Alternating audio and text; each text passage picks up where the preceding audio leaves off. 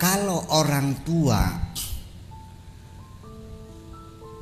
itu mendidik anaknya dari mulai membangunkan pagi, sholat subuh, ditarik ke kamar mandi, suruh wudhu, bukunya disiapin, berangkat diantar ke sekolah, kemudian ditungguin sampai pulang, ya kelenger mungkin, ya kan?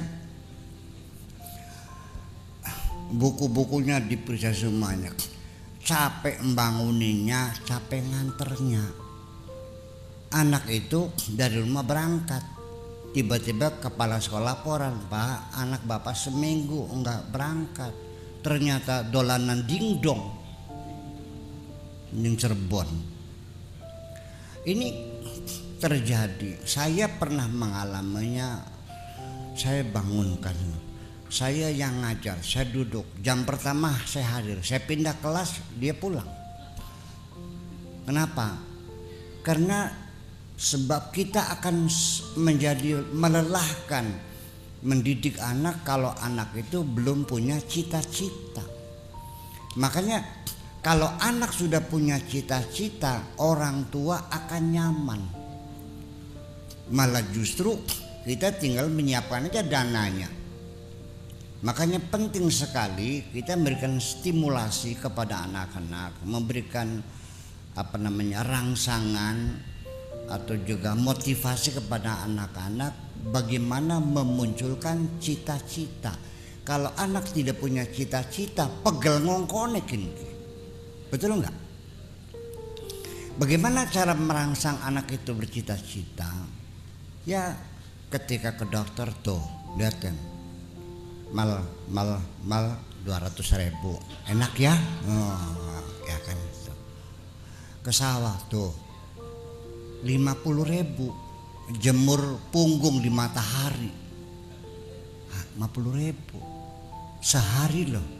Itu dokter tuh pel 5 menit 200.000. Terus kita stimulasi sehingga anak itu ada cita-cita, kepengen jadi dokter. Nah begitu anak bercita-cita ingin jadi dokter, kita tinggal sedekap, semuanya berjalan. Dia akan bangun sendiri, akan menghafalkan sendiri, akan mengerjakan PR sendiri. Orang tua sudah tinggal mengawasi dari jauh saja. Sebabnya kita repot karena anak kita tidak punya cita-cita. Jadi hirsun itu maknanya semangat. Tapi semangat atas apa kalau tidak punya cita-cita? Nah makanya yang saya inginkan adalah anak-anak kita harus punya cita-cita. Sebab bagaimanapun tangan, kaki, mata, telinga ini semuanya adalah serdadu-serdadu. Yang menjadi komandan adalah hati kita. Begitu kita pengen ke Jakarta, bertujuan ke Jakarta yang sementara saja, sekaligus otomatis keinginan kita ini langsung ditransfer ke dalam otak kita.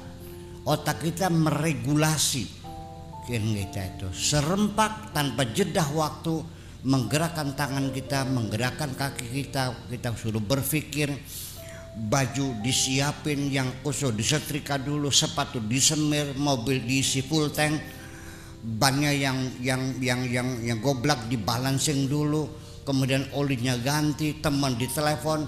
Sekaligus kita akan memerintahkan anggota badan kita untuk melakukan sesuatu karena ada keinginan akan ke Jakarta. Kalau kita tidak ke Jakarta, apa yang kita lakukan? Enggak mungkin dong. Paling-paling tidur.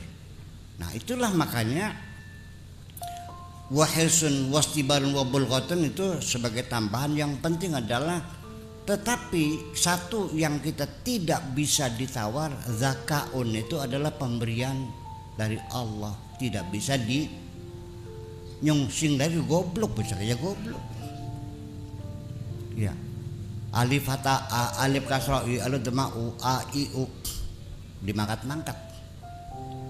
Saya punya santri baca kulhu, qul huwallahu ahad, apa bacanya? Qul huwallahu ahad. Hu ahad, hu ahad, hu ahad, hu ahad.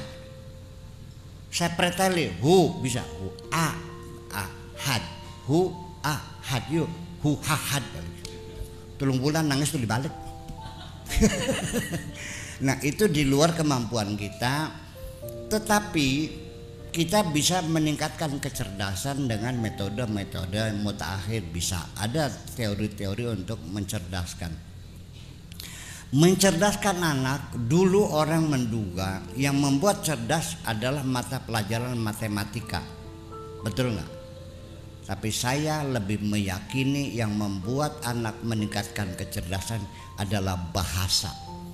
Karena bahasa alat komunikasi, bisa memahami apa yang orang katakan. Bahasanya lengkap, vocabulary-nya banyak, kamusnya padat, sehingga guru menerangkan dia paham. Matematika mesti buat cerdas itu. Yang adalah bahasa. Makanya untuk itu maka dianjurkan anak-anak kita baca novel, baca puisi, baca cerpen, itu yang mengandung bahasa-bahasa yang lengkap. Ibaratnya sama kita buka bengkel. Kalau alatmu hanya kampak sama obeng, bisa nggak turun mesin? Diapain? Mesinnya turun, tapi bodol kan gitu. Akan sempurna pekerjaan kita kalau kuncinya, kunci pas ada, kunci ring ada, kunci sok ada, kunci 11, 12, 13 lengkap semuanya, hidroliknya ada, kompresornya ada, hasilnya sempurna enggak? Nah bahasa juga sama, ketika ketika bahasanya lengkap, anak itu akan cerdas. Itu satu. Kemudian lagi, ketika anak itu enggak pintar-pintar, jangan dulu mengatakan murid itu goblok. Jangan-jangan gurunya yang goblok. Saya dulu belajar ngaji pakai manhaj al-Baghdadi. Alif kasrah tangan di sebelahnya nggak zina. Ternyata anak zaman sekarang 3 bulan dengan metode qiraati sudah bisa baca Al-Quran. Jadi sing goblok guru, entah murid kan. Gurunya yang goblok. Makanya saya kasih tahu, ketika engkau menerangkan kepada murid tidak bisa dengan sederhana dan mudah dipaham, jangan-jangan Anda sendiri belum paham sebetulnya. Percaya enggak? Jadi bakal durung paham aja nerangaken tambah beli paham pisan kan. Itulah. Nah itu oke, kalau takaun itu kita minta sama Allah. Nah mumpung ingat, kalau ibu pengen punya anak cerdas, ketika lagi hamil tolong yang sering baca surat Luqman. Kalau pengen punya anak ganteng cantik, baca surat Yusuf.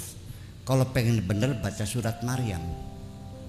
Ganteng, pinter, bener. Yusuf, Luqman, Maryam dibaca.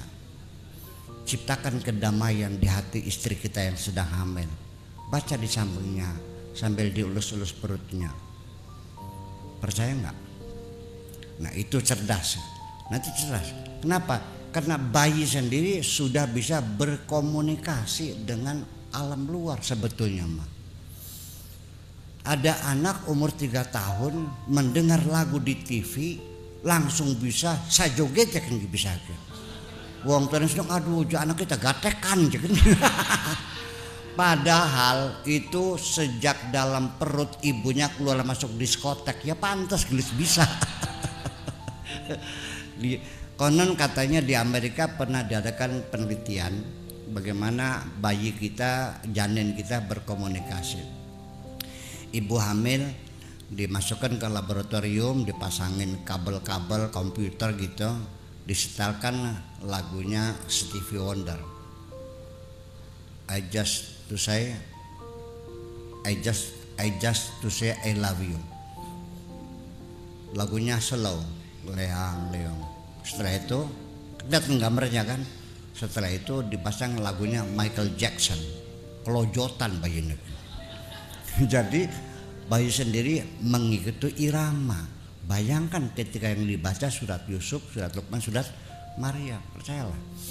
Jadi ini kalau pernah dicobalah, ya, barangkali saya cerdas. Nah setelah takaun wahirsun, yaitu coba dimunculkan cita-cita mau jadi. Saya sekarang lagi berantem sama anak saya karena anak sayanya kepengen jadi pembalap. Sayanya pengen jadi dokter, masih tawar menawar ini. Iya.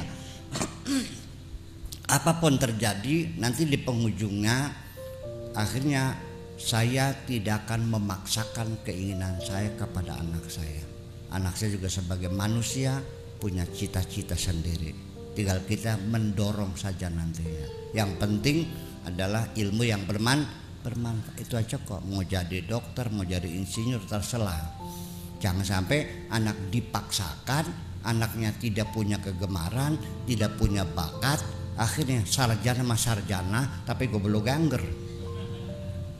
Sehingga sering saya sanjung, bagian goblok gak lumayan sarjanakin. Ya karena dia belajar bukan pada bakatnya, bukan pada bidangnya, karena mengikuti orang tua gagal kalau begitu. Nah itulah makanya kita mencoba membangkitkan semangat anak untuk belajar itu dari mana? Dari memunculkan cita-cita.